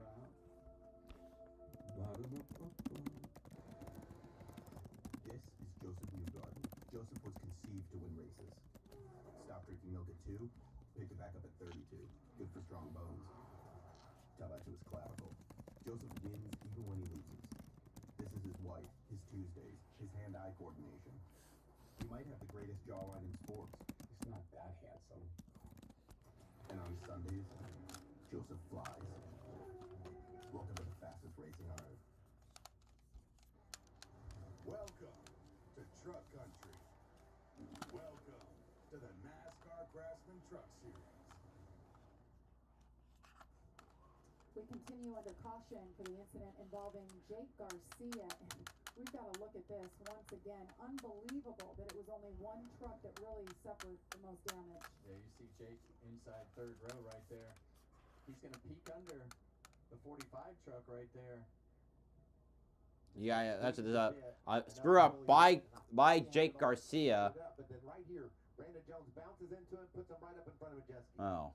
Yeah, and then Majeski had nowhere to go and spins him around. And I cannot believe all these guys missed. Okay, so Garcia did it to himself there. Look at this. You see the one into the side right there and right up in front of Majeski.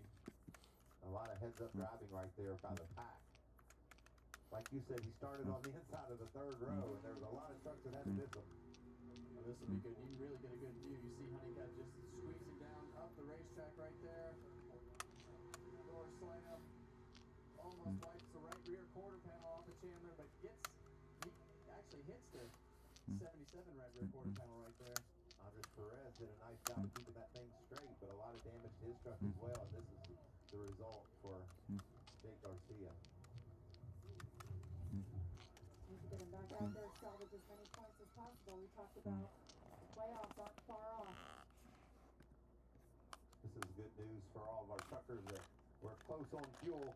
should be getting close to a point where we could save enough now to be good. Probably not only fine. the finish of the race, but maybe even a green, white checkered if that happens. Kevin, you talked about that time of day. How much We're still under caution. And that really changes things at this racetrack, as you see the 98 truck. Time to just get a pit road. Is there any minor damage or another? They're changing tires and adding gas. Put those sticker tires on the Trevor? Yeah, Kevin, they had a long discussion about this stop.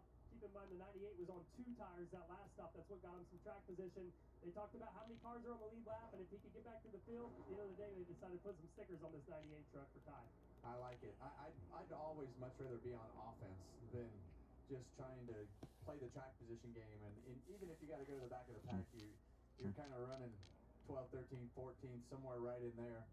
Probably make up some good track position with those tires and at least be in control of going forward. Yeah, you can be aggressive. Attack. Hear that motor's really low RPM range. Not shutting her down right now, though. sign that he could be good to go? And you want to ride around in 4th gear. You want to keep those RPMs low and be able to keep the fuel usage down as much as possible. Keep the engine cool. But not only when you're saving gas, but a lot of times you'll shut that engine off to keep that intake manifold cold and try to get the engine as cool as possible to get the most power out of the truck on the restarts, which are so important here. You want to have maximum power on the restarts to be able to have that truck run as good as possible, and being cool is part of that process.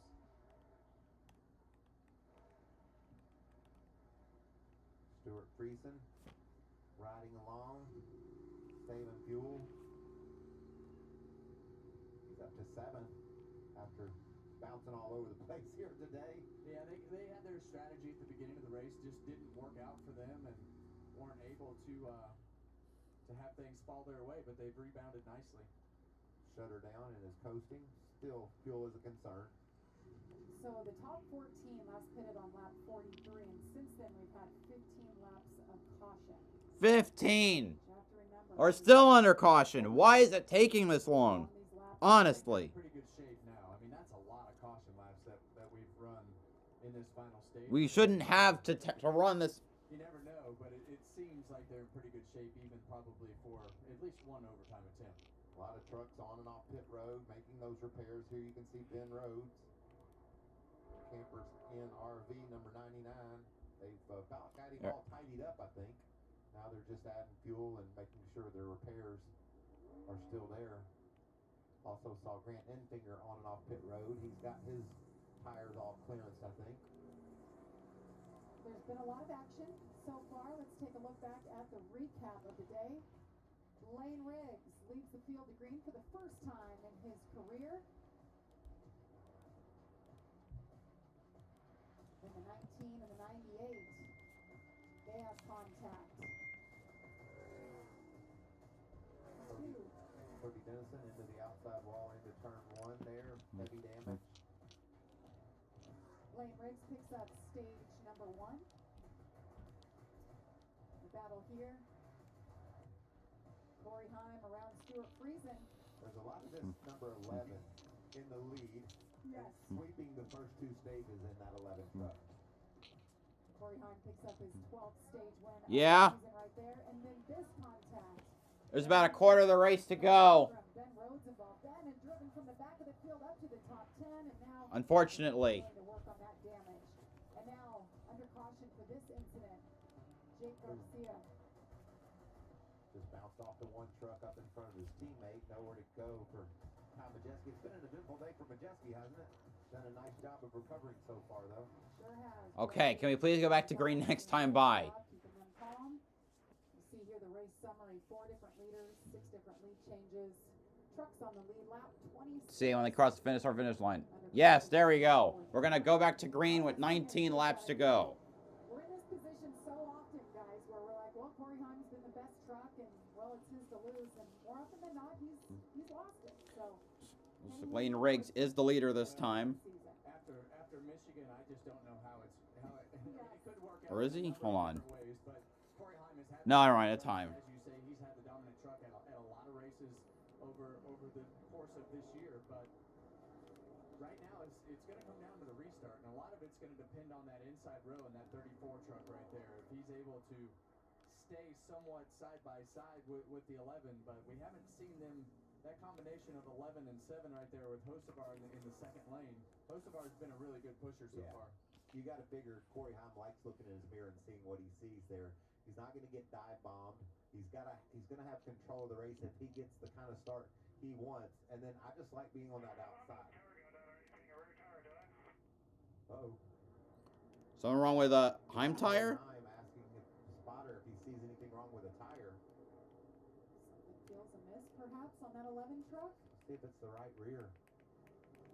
Right rear's flat. Yes, it is. Flat tire on Heim's truck! Oh, God! Wow.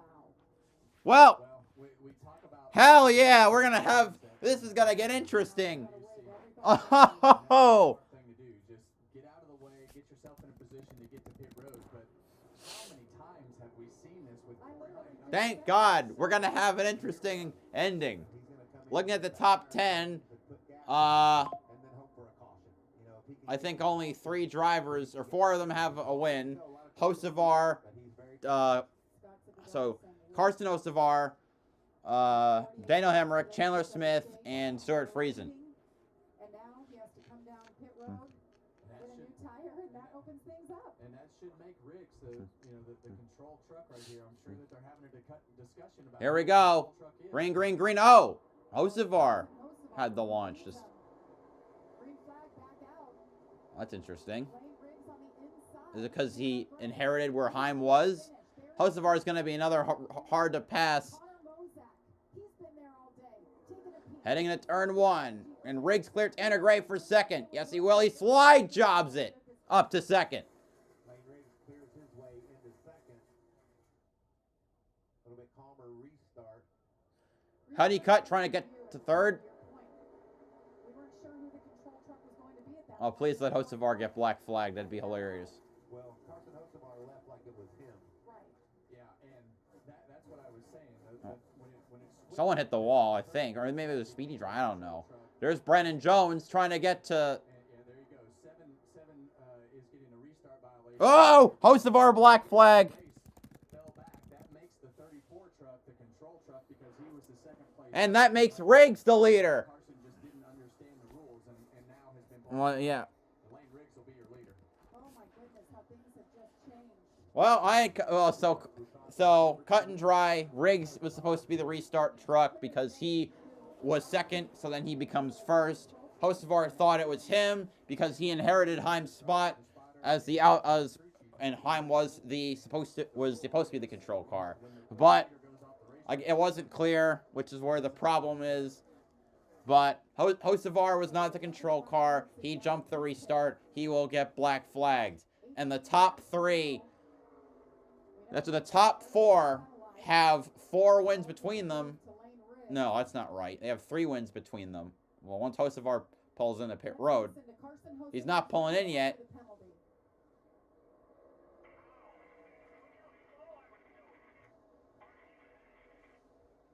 You can argue all you want, but once the decision is made, you're going to have to stop. You were the first one to the box and you were the first one to take off. You broke the rules. I mean, that's the bottom line. So, like I say, that's a tough spot to be in. We saw that at Indianapolis in the Cup race a couple of years ago with Elliott Sadler. and whoever else was I think in the Xfinity series at least.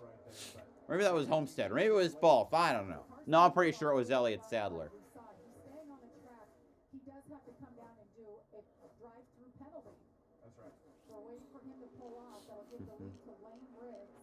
He asked the team to argue it, but there's no argument. So he'll come to pit road here. Here he goes. The 7 will abandon the lead lap, or the battle for the win. Riggs now with a sizable lead. Unbelievable. 16 to go in the 2 fastest trucks, Michael. On pit road for different 20% of the race to go. Riggs looking for his first win of 2025. The other 3 trucks behind him, well, Tanner Gray, Honeycutt, and Honeycutt looking for their first win. Brandon Jones has only won once, which was this race 5 years ago. Daniel Hemrick has 1 truck win from Martinsville earlier this year. Patrick Emmerling running 6th for the Spire effort, he's never won. Mosak has never won. He's the highest running rookie. And then the bottom three have all had a varying number of wins. Chandler Smith, Stuart Friesen, and Matt Crafton. Let's get an update on Tanner Gray running second, Trevor. Yeah, guys, well, as you can imagine, Tanner Gray still in the shadow of his brother, even though Taylor Gray didn't win any races. He made it to the Xfinity Series where Tanner Gray stalled out in the trucks. Also, the skew on those trucks is wild. That wind becomes a factor at Pocono. It can shove your truck around. You have to deal with it. And the pace is just faster. We see Lane Riggs was 4/10 faster than Tanner Gray that last lap.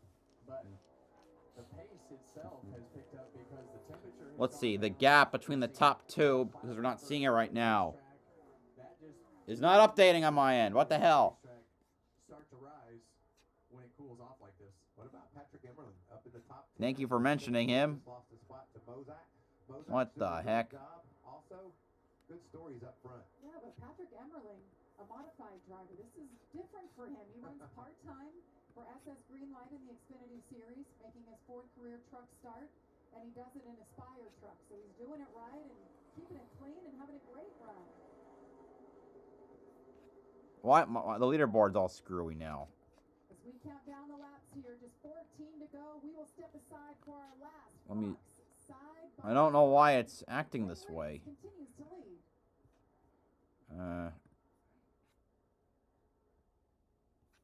Now we're doing this glitch again? Come on. On Fox, and it's an NL East showdown as Juan Soto leads the Mets against Kyle Schwarber. Okay then. The gap is 1.78 seconds. The U.S. faces North America's best, looking to prove they belong on the world's biggest stage. The road to 2026 starts now. What happens if I try to load the other page again?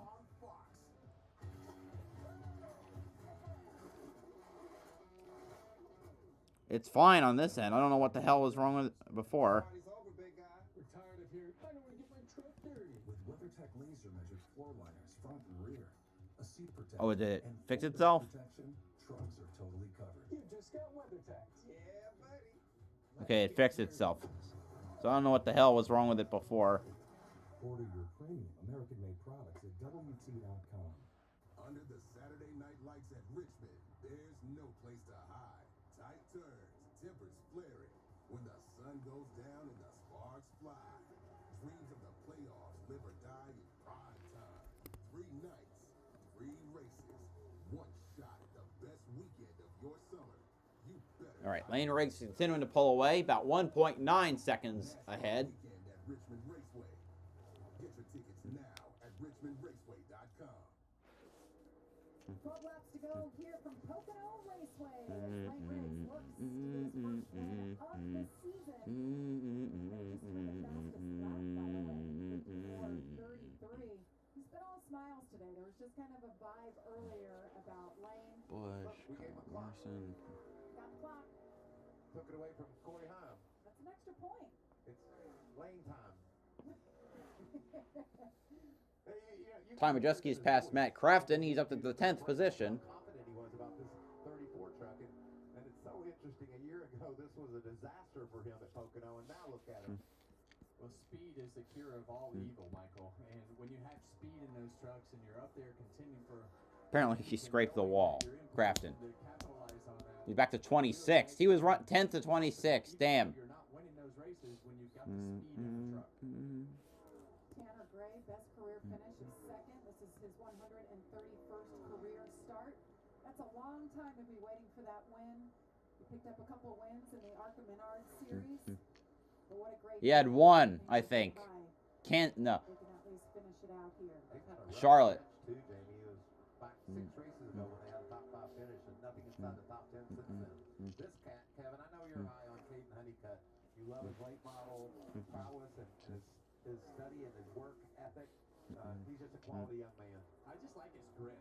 And I've been fortunate to watch Caden in the Cars Tour, whether it be in our pro late models or late model stocks. And even when he gets in an underperforming car, he always figures out how to put himself in position because of what you see right there. That thing is on the edge. He's finding the edge of that grip all the time. As the leader crosses Like, let's say the skew. When you see the truck going down a straightaway, it looks like a diagonal. Yeah. It is Makes me dizzy. whack. To try to go straight but crooked. Another. Feels good as a driver, Mike. And the reason that they do that, they offset all of that, is to get more side force on the truck. It actually has angle in the side of the truck, and then you get that spoiler over to the side or out from behind that cab of that truck and puts more downforce on the back of that truck. So lots of aero advantages when you get that tail shifted over and that spoiler in the air and all the things, all the benefits that come with it. One of the most beautiful trucks. So bright. Brandon Jones has been hanging in top 5 all day. Doesn't come over here a whole lot, but Michael, he's always one we talk about, running for Tricon Garage. Got his first and only Truck Series win here back in 2020. Daniel Hemrick chasing along behind him inside the top 5 of that Napa Auto Care Chevrolet. I like saying Napa Chevrolet. He's done a nice job. You can see just steady progression. I think he's a little bit better than Brandon right now. See if he can make a move on him. And after the first practice, I really felt that these guys thought that they had some really good trucks, and we just started in qualifying, didn't really have the speed that they needed to qualify in front of the pack. Haven't made a lot of noise today, but have done a good job grinding it out, keeping themselves out of trouble, and now put themselves in the top 5. This man trying to rally his Tom Majeski there. Connor Mozak in the 81. This guy's 26. He's only been racing. I believe he started when he was about 18 years old. Which is rather young for a driver. They start in the single digits. I mean, he's really had to learn and adapt to these. Up to 6th. I think he's the. I don't know how high he is in the rookie standings. Probably either 2nd or 3rd. Obviously behind Gio Ruggiero. This is a solid performance. I think it's 2nd or 3rd top 10 of the season for him. Matt Craftsman on pit road because of him hitting the wall. He would continuously make himself forward like he's done all year in all the other races, but this has just not been the day where they've been able to have the performance like Lane Riggs, his teammate, up in front of the pack. It's been a crazy day for the next cat we're going to look at. Stuart Friesen, he's been on and off. Well, his strategy seems to have worked. He's in 8th, and look who's in 10th, who pit early in the cycle. Rajah Caruth. Huge win at Michigan. And man, that takes so much pressure off of him and the race team as you see him at work inside the truck, flipping his fan switches or whatever he's got up on the dash right there, and trying to get everything that he can, probably an alternator switch, most likely, go down the straightaway as fast as you can without the alternator. So a lot of things for the drivers to do inside these vehicles, and a lot of work through these corners here at Pocono. At least you got a long time on those long straightaways to work your buttons if you need to. Stewart's running into the sunset. Stuart Friesen became our 9th different winner this year. 2 weeks ago, are we going to see our 10th different winner in 14 races with Lane Riggs? We'll know here in 7 more laps. Well, that's what Lane hopes. Lane's hoping for no cautions. He wants this race to just continue running like it is running right now. So if you're just joining us, Corey Heim was the dominant truck once again, led 48 laps, and just before the restart here, had a flat right rear, had to wave the whole field by. All right, 6 to go. And then Carson Hocevar had a restart violation. He was the other second best truck, I think, at the time. And that handed the lead over to Lane Riggs. That's a giant bare fist under that 34. He came to. Yeah, I mean, the sponsor is Bare Knuckle Brawl. Bare knuckle fighting, right? That's right. That's the bare knuckle brawl for him. I would say come back on, guys, because you are good luck. This truck has been lights out. He's got his sleeves rolled up and he's going to town. 3-second lead coming next to 5 laps to go. Been so close to being in victory lane. We saw the trouble that he had there on the last lap at North Wilkesboro, and had that happen one more time. And so it's the performance. She's coming up on Corey Heim. And I think the growth with Lane himself in making less of those mistakes, but when he's making the mistakes now, it's at the very front of the race, very front of the pack, and those are new mistakes and in new situations. And Lane's still really young, but he's fast, he's aggressive, and willing to put that truck into positions to be able to take those chances and trying to win races. And now he's at that point of, hey, I'm up in the front of the pack, and now I've learned how to position myself, and now he's in a position today to take advantage of his two main competitors being out of the race with another fast truck, looking like he could capitalize with 5 to go. And is he letting off? He's got an over 3-second lead. He was the fastest truck on the racetrack last time by. I don't know if I'm the crew chief, I might be saying let's roll back a little bit. We've got a good cushion, and we might want to have to save a little bit of fuel. Ironically, it's the 11 truck that's just ahead of him. Yeah, he's on the last truck on the lead lap, running some great lap times. That time by Where to go? Corey Heim was the fastest truck on the track, so I don't think Riggs is going to catch him. It's just going to be a matter of can. Come on. Don't die on me now. The race is... Oh, we got 4 laps to go. Come on.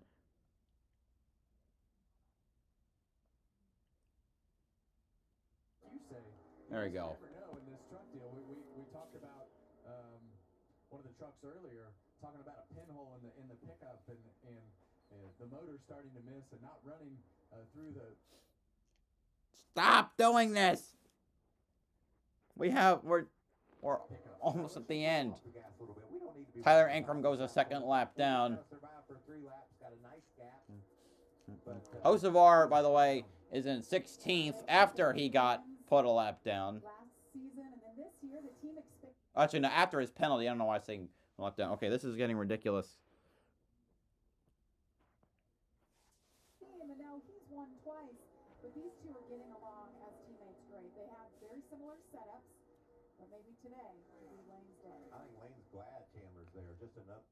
Riggs' wins. So one was at one was at Milwaukee, a 1 miler in Wisconsin. The other one was at Bristol, the half-mile bull ring in eastern Tennessee in the Tri-City area. This is his first chance to win a real big track. And what better to do it than at the biggest of ovals or triangles, whatever the hell. 5 miles left. That's 2 laps to go for the young 23-year-old from Bahama, North Carolina.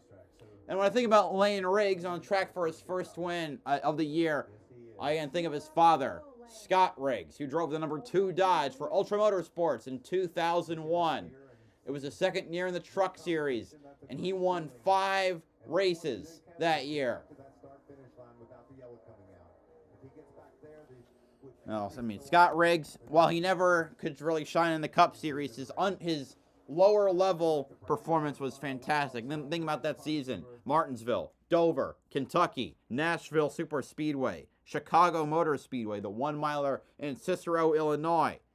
And Lane Riggs, maybe this year he'll equal that win total. If I can get the video to get going again, which I'm having trouble with. But let's just say it: white flag is out. Last lap at Pocono Raceway. 2.5 miles to go and 3 turns to go for the 23-year-old for Front Row Motorsports. Okay. There we go. Come on. Anyway, okay, there he goes. He comes off of turn number 3 because this thing is a piece of crap. I'll call it right now because my stream sure ain't. Lane Riggs wins the MillerTech Battery 200 at Pocono Raceway, his 3rd career victory in the NASCAR Craftsman Truck Series. And he is the 7th different full-time winner this season, the 10th overall on the year, 6 away from tying the all-time record. And it leaves 3 spots open for winners in the playoffs with 4 races to go at Lime Rock, IRP, Watkins Glen, and Richmond. And because this is acting up and I can't watch the end, or the victory lane, I'm going to end it here. I will not be able to stream tomorrow, at least for the Xfinity race, because I'm going out to my local short track. Might be able to do ARCA, which is late at night. We'll have to see. But thanks to everyone who showed up today. Hope you enjoyed the stream. See you definitely on Sunday for the Great American Getaway 400. BowserJrXD signing off. Have a good one.